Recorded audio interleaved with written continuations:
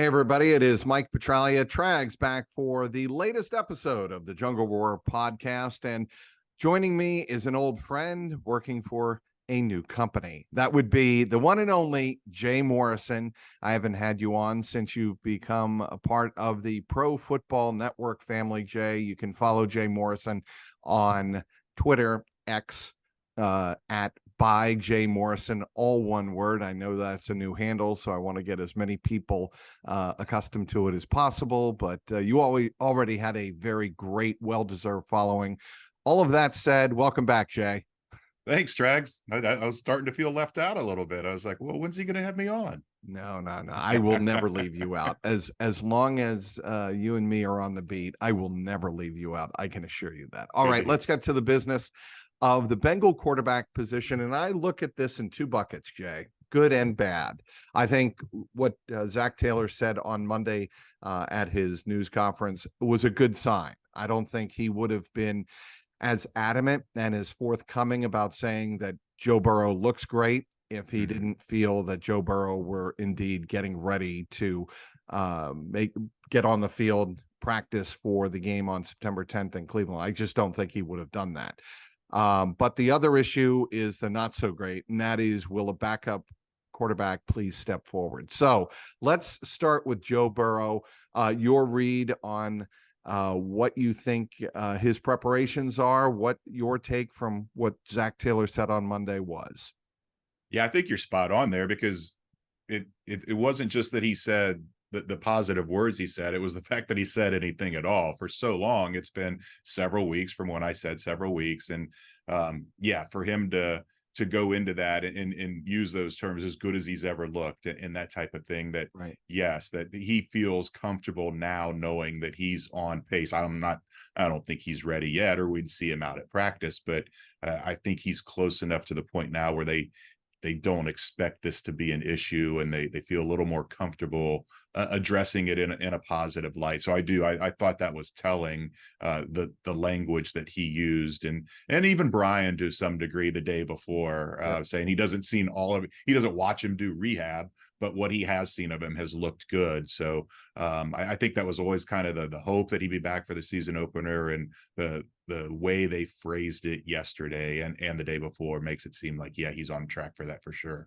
Indeed. And I think the fact that he hasn't lost the weight that he did in 2022 recovering from his appendicitis, I think that's a big deal. I think he is going to hit the ground running a little bit stronger. I think he's going to be able to do more things in terms of preparing for the season, and I think that's a good thing. I mean, we all remember what happened last year against the Pittsburgh Steelers, and that was the fact that he committed 5 turnovers, 4 interceptions, and 1 lost fumble. That cannot be the case come September 10th in Cleveland, or the Bengals won't have a chance against Myles Garrett. Yeah, it wasn't just the weight that he lost, but the strength. I mean, that operation really sapped him. And then people forget too, and I was reminded of it yesterday, how hot it was for that season opener against Pittsburgh, and that offense was on the field for 95 snaps, and he's got a weight and strength issue, and it took a lot out of him. I think a lot of people look back on that 0-2 start last year, and they thought it was because he missed the time and because the O-line didn't get the snaps in the preseason. And I think the week 2 loss in Dallas was a direct hangover from that week 1, just that brutal, the heat and the length of that game. But yeah, this is the fact that he's not really having to rebuild his body. It's just one muscle that needs to be strengthened. Much better situation to be in than last year.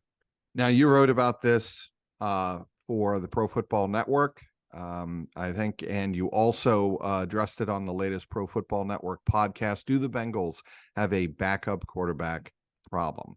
Do they, Jay? Maybe. It's not where they want it to be. Does that mean that it can't get there?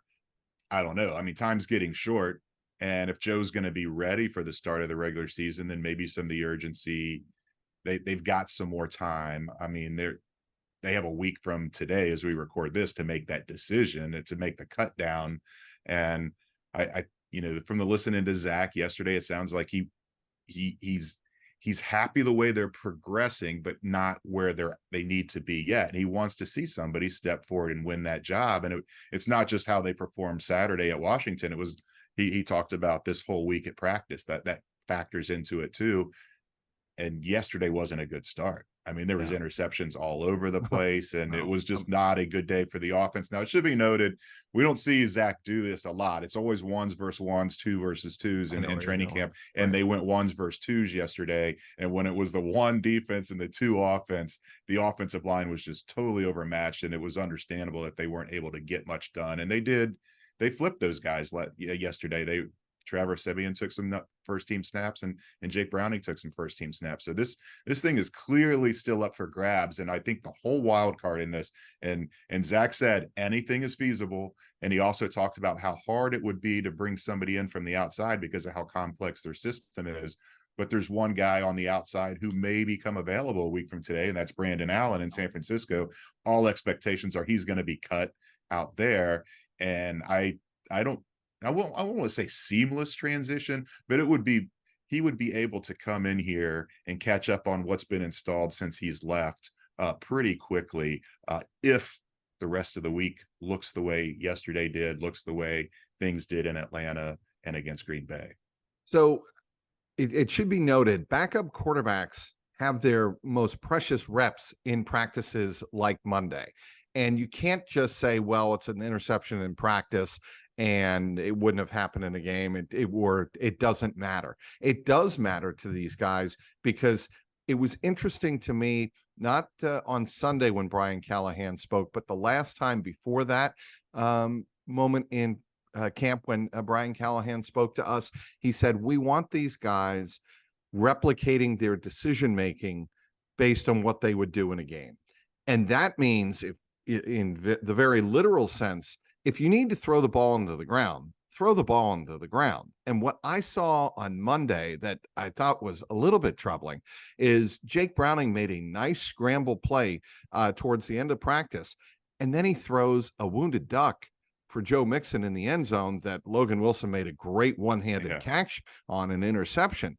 But I'm like, the alarm bells are going off in my head going, oh my God, you cannot do that. I don't care if it's practice or not practice. You're supposed to be replicating in a scoring situation, a scoring opportunity for the offense. You cannot do that.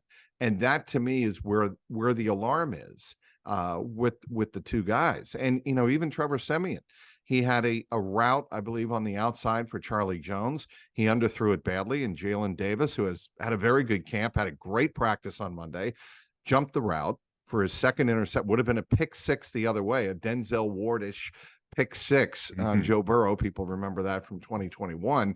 And it was just that kind of day for the starting quarterbacks, like you mentioned. And that, to me, is the problem. Now, what I saw, Jay, Friday night, at the end of that game, I saw when the tempo picked up, I thought Jake Browning was very good. He made some plays with his feet, which I asked, Zach Taylor about this on Monday. Does it matter if one guy can do things differently in your system than the other guy? And he's like, well, no, we want the system run the way we want it run. But I think Jake Browning has maybe a little bit of an edge, Jay, in the quarterback race, just because I think he can do things with his feet that maybe Trevor Siemian, wouldn't say can't, but is not as likely to do.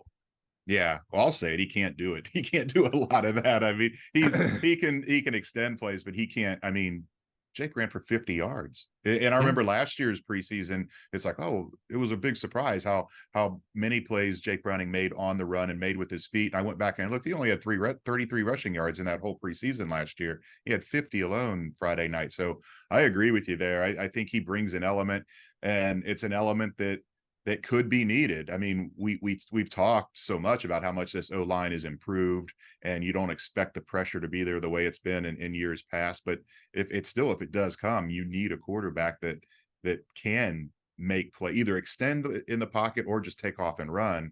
And so I do think that's one of the big reasons that Jake Browning is ahead, and the fact that 1 out of 22 touchdown drive, or 1 out of 22 drives have ended in touchdowns, and he had the one that was. I did want to say, going back though to what you said about the interception, and that was a bad throw. But I talked to Logan Wilson, and he said one of the reasons he thinks that Darren Simmons on the play before ruled Jamar out at the half-yard line instead of giving him the touchdown is it was supposed to be a 3-play segment. And so it was like kind of like if you're in a game down by 4 and there's 2 seconds left, you got to throw it somewhere. And so I think that was Jake's thought process was, I can't just eat this play. This is the last play of the practice. I got to throw it. But on the other side of that, we talked about all the interceptions. There were at least 2 more that I can think of that would have been interceptions if it was a game, and it was DBs, Cam Taylor-Britt on one, and I can't remember who the other one was. They easily would have had, he'll easily would have had interceptions, and they didn't want to push the issue and make contact with the receiver. So not to absolve Jake Browning no, but that certainly practice, that context changes. Yeah, what I just described. But think about it. The interception that he threw Friday night was one of those. He was rolling out, and it was an ill-advised throw, and that's the kind of thing that you don't want to see. If a guy jumps around and beats you one way or another to get the pick, a deflected ball, whatever it is, you can live with those. But that was a really bad decision. And to his credit, he came back. The guys that he had on the field with him on that interception were much higher on the depth chart. When it was almost like I don't want to say they gave up, but they put all these guys in that hadn't had snaps all game on that final drive, and guys that are, going to get cut a week from today and probably not even be considered for the practice squad. And so he was out there with a whole new cast, and he took them right down the field and got a touchdown. So I think that was telling, and one of the big reasons he's ahead in this battle right now. The backup quarterback, the winner of the backup quarterback battle, will do what on Saturday night to win that job?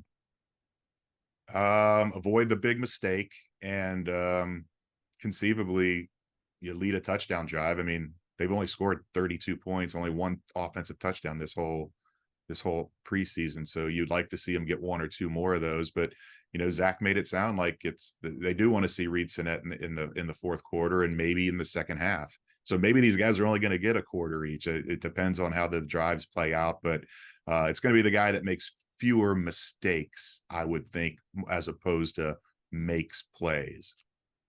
All right, we're going to move on to Joe Mixon here, and I'm going to give you the opportunity, Jay, to address the situation in the locker room on Sunday, however you choose to. And I was not, full disclosure here, I was not at practice on Sunday. I actually was at one of the greater sporting events I've ever seen in Cincinnati, the finals of the ATP in Mason between Djokovic and Alcaraz. It was just an unbelievable sporting event. But while that was happening, Joe Mixon kind of blew off some steam toward the end of media availability. I would say within, right, Jay, the last 5 to 10 minutes of media availability on Sunday. He pointed out, singled out 4 reporters, and you were one of them. And he said, I just don't want to speak with you. How did you feel when Joe Mixon did that? Confused. I mean, I don't know what, because when he said that, he said, I'm not, first of all, he said he wasn't going to talk that day. He said, I'll see you guys later. And he said, just so you know, I will not be answering questions from you, pointing to Kelsey Conway and Ben Baby. And then he turned to the other side of the room and he said, and you, and pointed at me, and then you, and pointed at James Rapine. And I said, can I ask why? And he said, you guys have just been disrespectful. And then Ben said, how? And he said, you know how. And he started retreating and kind of making fun of Ben's name, which was not very professional. But I just, before that whole thing happened, we had been told by Bengals PR that Joe felt some bridges had been burned and that he wasn't going to be answering questions from certain media members this year. And I thought, well, that's odd, but doesn't affect me. Then who knows?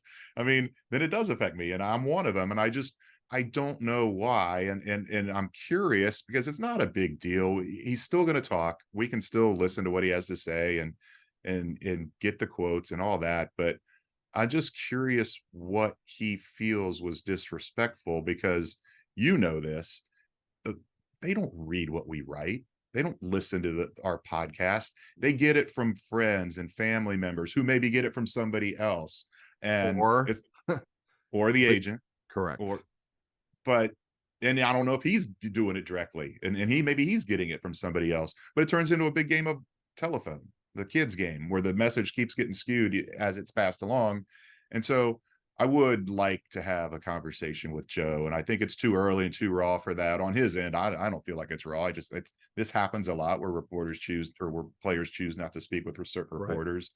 But I would like to have a conversation with him and see what it was that he feels was disrespectful on my end, because I try to pride myself on being fair, and And I a just pro. I mean, I've not met anybody in 28 years now, with almost 30 years of pro football coverage, that is any more fair or accurate or thorough than you are, Jay. And I'm not just saying thanks. that because you're on the podcast. It's, I think anybody who works with you on the beat knows that about you. So that's, and I'm not trying to stir up the pot here. That's the point is, it was an issue that happened, made national news, unfortunately, but it did. And it's an issue that has to be addressed. And then on Monday, he did speak with reporters, and he was very eloquent for 11 minutes. He was heartfelt. You can, the cynical people are very much entitled to say, well, that's Joe. That's what he's going to say when he's given a platform to address the media. He's going to be that way. I thought he was very eloquent, and I thought he articulated what he wanted articulated, and that was it. What did you think of his comments on Monday? Yeah, it was about what I expected. So I was one of the first ones there, so I was pretty close to him, and he wasn't shooting daggers at any of us that he had banned, and he answered all the questions. He knew we were standing there. I didn't want to press the issue. I didn't want the interview to get shut down for everybody else, because I didn't know what would happen if I ask a question. If he would just ignore it or say, okay, it's over. I said I'm not talking to this guy. So I just listened and recorded what he had to say.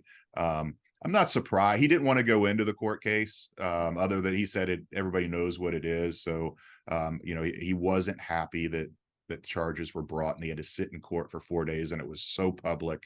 But you can't blame the media for that. You blame the police for that. I mean, or blame the prosecutor for that, for taking it to trial. And so it's the old blame the messenger thing. And but I think he is sincerely grateful to Mike Brown and this organization, even though he wasn't happy with the pay cut. He couldn't have been. Nobody wants to take a pay cut. But the fact that they didn't just cut him and say, good luck with your life's work, and they worked out a deal to keep him here and let him maybe win a Super Bowl. Jay, and you know this very well. It's not common for the Bengals to execute pay cuts, and for the player to stay and accept it. It just hasn't happened very often. I hate saying if ever, because there might have been one or two exceptions. Can you ever remember a case where the Bengals restructured a deal to this degree and had the player stay? Not that they've done it. They asked Gio to do it, and he said no, and that's why he was in Tampa. But yeah, I don't remember them ever. And they that's why they say they structure contracts the way they do, because they don't give a lot of guaranteed money up front, but it's kind of like that loyalty, that our word is good kind of thing, where they typically do let those contracts play out, sometimes to the detriment of the team, where guys have gone beyond their usefulness and they're just hanging on and collecting checks on the end. It's not been so much of that lately, but that used to be the way they operated a decade or so ago. So yeah, it was telling that they wanted him here. The big question, and the one I wanted to ask him, but I didn't want it to be an issue yesterday, was, does he think he will be a captain again this year? And that's a big question in my mind. He's been a captain, a leader on this team, but the players know what's up, and that's not a good look, to have two cases involving guns, regardless of not even charged in one and then acquitted in the other.